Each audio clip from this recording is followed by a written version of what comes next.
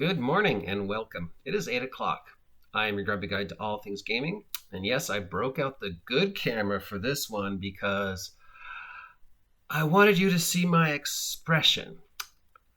Because another bit of news regarding our beloved Wizards of the Coast has come across our lap this morning. And it is very insightful and interesting. There's one minor story and one potentially major story. The major story is going to be something that we're going to have to follow and talk about in depth because it is just so intriguing. So first, the minor story. Apparently, Wizards of the Coast is sponsoring a football team. But before you get your excitement of seeing your friendly local football team here in America wearing a Wizards of the Coast label on one side of their helmet and a picture of the Shivan Dragon on the other side of their helmet. No, it's a football team in London. Magic the Gathering logos will be on the Leyton Orient FC's training wear. This is a sponsorship for the 2021-2022 season. Leyton Orient FC is an East London football club dating back to 1881. That's soccer for you, those of us in America. Remember, soccer in every place else in the world except America is called football. The Leyton Orient FC competes in the EFL League and is a fourth division in English football. So yes, apparently Wizards of the Coast / Magic the Gathering is sponsoring a small English football team for the 2021-2022 season. That's soccer for those of us in America. Why? I don't know. Weird. Different. Okay. Now the major news. Alex Kramer of Gamehole fame, Gamehole being a convention, who has a collection of apparently almost every, if not every D&D product ever made, has a copy of the Dungeons & Dragons 3.0 Style Guide. We do not know how he got his hands on this. We do not know how many of these were ever made, but it is a style guide. Also known as a IP Bible. So this is something that would be given out to creators for the project, for people working for Wizards of the Coast back then and for Dungeons & Dragons, and would explain the style, thus the name, style of the game, of the products, of what they wanted, of the flavors, of the do's, the don'ts, the stuff like that. It is very interesting what it says in this, and we only have a sneak peek. We don't have access to the whole thing, but just looking at the 3 pages we do have access to, thanks to Alex Kramer, how Wizards of the Coast have changed, and how the hobby has changed. So, content warning before going any further. Please understand. Oh, I'm wearing a key on my neck because I'm doing my laundry. And this is the key to my heart, guys. I might be saying some less than kind things about Wizards of the Coast today, and I might be saying some kind of positive things about 3.0 and 3.5. I know there's a lot of people who hate 3.0 and 3.5 in Pathfinder and everything that Wizards of the Coast made, but it's very interesting to see how their thought pattern has changed between 3rd edition and today. So, if the idea of me saying something less than favorable about Wizards of the Coast, or being sarcastic about Wizards of the Coast, or laughing hysterically about choices that Wizards of the Coast makes, is something that might upset you, please stop viewing this now. I'll wait while this flock of ravens flies over. Okay, you're still here, which means you want to read this. So, once again, Alex Kramer, who apparently claims to have a copy of every D&D product ever made, has in his hands the D&D 3.0 Style Guide. What is a style guide? It's kind of like a series Bible. It's something that sort of explains the inner workings of an IP behind the scenes and what's expected of people designing, working, creating for the product line. So, some of the things that stand out in this that the authors of this article have pointed out is we have the Dungeons & Dragons brand target audience information, and we have the Dungeons & Dragons do's and don'ts. So, let's read this. And again, if this is a topic that upsets you, stop running now. Target audience for the D&D brand back when 3.0 came out. Their primary target audience was college students between the ages of 18 and 24. The secondary target audience was youths between the ages of 13 and 16 and adults ages 25 and older. The D&D promise was that every Dungeons & Dragons project will let you play a character in a medieval fantasy setting. And that when you use Dungeons & Dragons, you will have fun with your friends. The vision statement of Dungeons & Dragons back then was that the game lets players become medieval fantasy characters and have ass-kicking fun with their friends. That's what it says. Ass-kicking fun with their friends. The required element for D&D products is strong characters and exciting story, role-playing, complexity that increases over time, involves strategic thinking, and uses your imagination. The required elements for D&D products back when 3.0 came out was strong characters and exciting story, role-playing, complexity that increases over time, involves strategic thinking, uses imagination. The driving elements for D&D products should be that they enable creativity, that they create a medieval fantasy genre setting, that there is metagaming participation with other D&D associated projects like the RPGA, Dungeon Magazine, Dragon Magazine, Gen Con, Game Fair, etc. Of course, a lot of those don't exist anymore, but remember, this is D&D 3.0, so we're talking late 80s, early 90s. Heroic, larger-than-life characters. It should be competitive.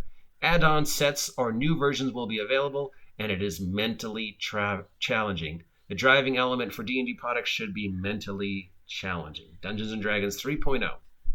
Dungeons & Dragons do's and don'ts. Okay, brace yourself. Do show heroic characters in actions, fighting, searching, carousing, etc. Do show monsters as fearsome, evil creatures. They are not misunderstood. They're evil. This means that in the 1980s, 1990s, when Dungeons & Dragons 3.0 came out, Chris Perkins and Jeremy Crawford believed that monsters were evil. They were not misunderstood. They're evil. Do show mounds of incredible treasure. Do have good guys. The heroes win. Do use a medieval feel. Leather, handwork steel, horses, homespun cloths, thatched roofs. No laser guns. Do try and use all the racial and class archetypes when possible. Racial and class archetypes when possible. Do show magic, glowing items, spell effects, incredible sights like levitation. Do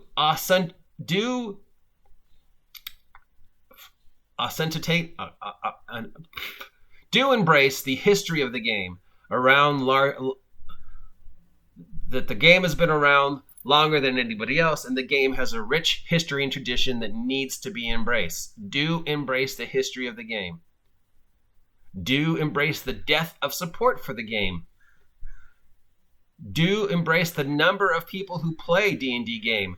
More than 3 million people every month play D&D, or did back when 3.0 came out in whatever it was, Dungeons & Dragons 3rd edition.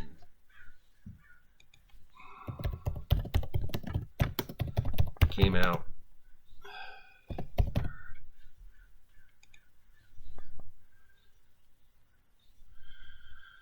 In the year 2000. So, this is what Crawford and Perkins and company believed 21 years ago. Do show monsters as fearsome, evil creatures. They're not misunderstood. They're evil. Do have the good guys win. Do use medieval feel. No laser guns. Do show magic. Do try and use the racial and class archetypes. Do embrace the history and death of the game. Don't suggest that the game is about dressing up in costume and acting out a fantasy or using silly voices. Don't suggest that the game is about dressing up in costume and acting out fantasy or using silly voices. Don't imply that only geeks and maladjusted people play Dungeons & Dragons. Don't dwell on the bad press of the late 70s and early 80s. Don't confuse computer role-playing with tabletop Dungeons & Dragons play. Don't show the game as being played by children or preteens. Don't emphasize Adventures or product logo over the Dungeons & Dragons logo. Don't imply that players take on the roles of villains and commit evil deeds. Don't show the heroes in an impossible moral dilemma between two evils. Don't show the heroes dying. Don't feature displays of injury or death. Show the swing of the sword, not the cut. Don't feature real-world demonic images or symbols such as a pentagram. Don't use modern profanity, especially the 7 words you can't say on TV. Don't use anacronyms such as modern firearms, planes, gasoline engines, plastic, or medical technology. Don't feature the consumption of drugs, the use of pipe tobacco, or the consumption of ale and spirits, unless it's permissible, so long as the consumption of same is not linked to drunkenness or misbehavior. Don't focus on adult situations involving gratuitous sex or nudity. Don't feature any world religious symbols, including crosses or stars of David. Don't suggest in any way that any Dungeons & Dragons material has a connection to real-world occult practices or based on any way on studies of the occult.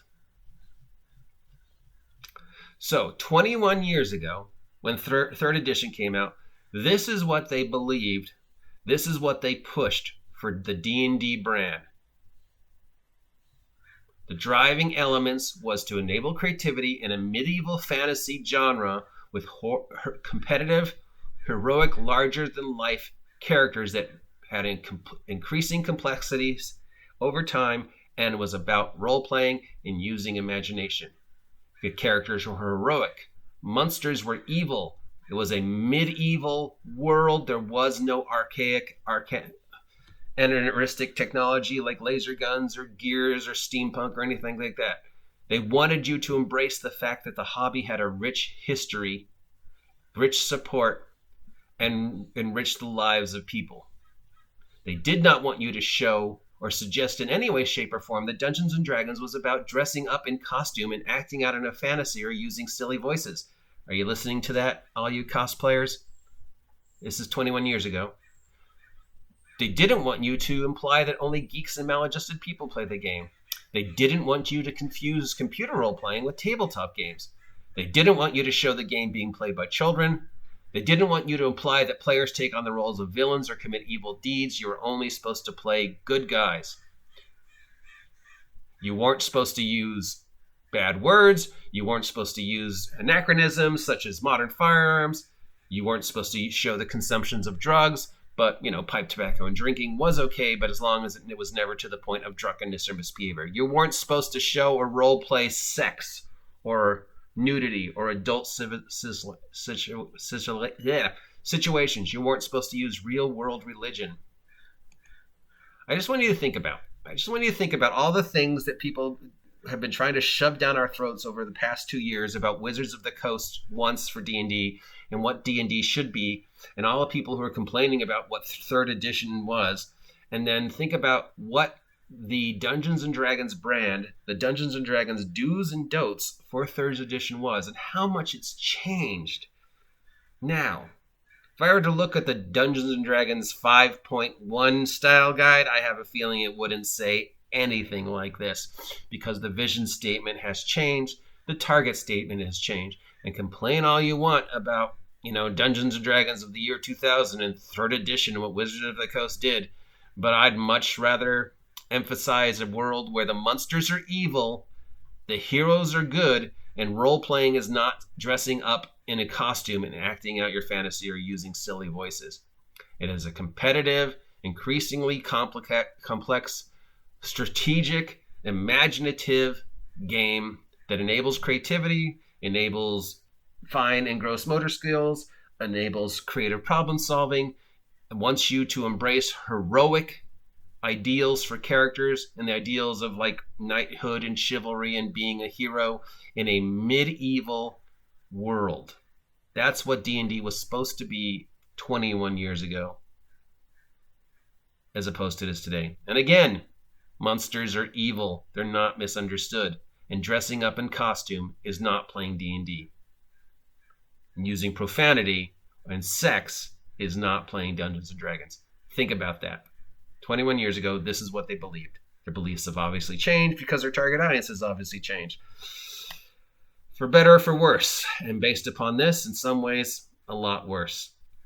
I can't imagine what the 5.1 style guide looks like in comparison to the stuff we see on like Critical Role and stuff like that. Anyways, thank you, Alex Kramer, for allowing us to take a few peeks into the style guide for Dungeons & Dragons. What other rich treasures of the history of our hobby lie hidden within the pages of this book? It both excites me and disgusts me how the hobby has changed, and in many ways, not for the better. And yes, I blame you, Critical Role.